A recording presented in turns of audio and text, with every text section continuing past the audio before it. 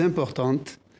Elle commémore, comme vous le rappeliez, le début de la guerre d'indépendance, qui a duré 7 ans, qui s'est terminée en 62.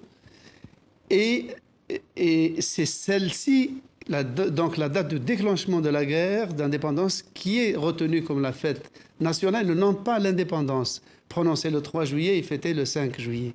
Pourquoi? Parce que depuis l'indépendance, le régime, qui était en réalité un régime militaire avec façade civile, saisissait cette occasion pour montrer le poids de l'armée dans l'histoire nationale, le rôle de l'armée dans la naissance, dans la libération du pays. Et jusqu'à la fin et le poids du FLN. Et le poids du FLN. Avec cette série d'attentats, justement, le 1er novembre 1940. Bien sûr, à minuit, il y avait une série d'attentats qui avait secoué toute l'Algérie. Tout le territoire algérien, ouais, sous l'administration française. Sous l'administration française, c'était la Toussaint Rouge, l'avait-on appelé. Et puis, c'est un mouvement qui s'appelait le FLN, avait proclamé son désir d'indépendance en lançant un appel solennel au peuple algérien. Ensuite, ce même FLN, Front de Libération Nationale, s'est doté d'un bras armé, l'ALN, l'Armée de Libération Nationale. Et ensuite, malgré la répression, il y a eu la bataille d'Alger, le FLN a réussi à internationaliser une affaire que la France voulait considérer comme une affaire domestique et interne, jusqu'à l'indépendance. Donc, ce 1er novembre, à la fin des années 70, cette fête donnait lieu à un gigantesque défilé militaire, à une parade patriotique impressionnante. Puis, petit à petit, ça a dégénéré en fête plus ou moins symbolique, et c'est devenu une fête tout simplement protocolaire.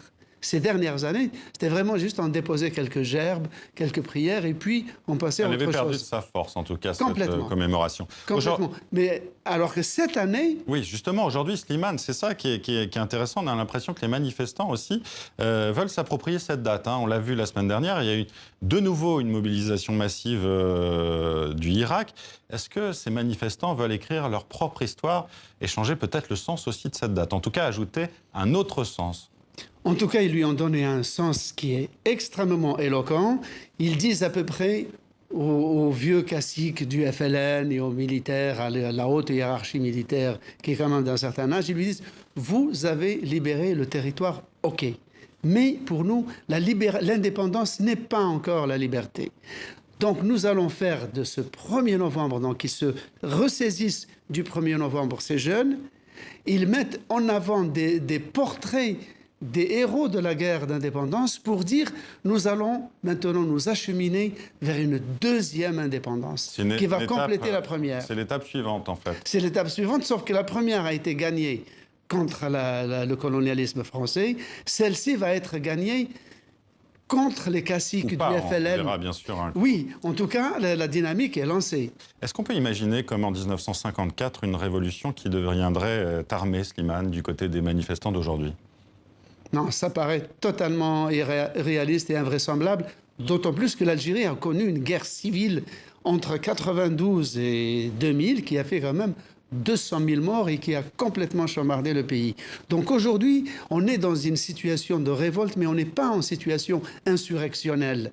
C'est-à-dire que ni l'armée n'est prête à engager une épreuve de force militaire avec le peuple, ni le peuple n'est prêt à monter au maquis. Le peuple aujourd'hui est convaincu du bon sens de sa démarche et de sa légitimité.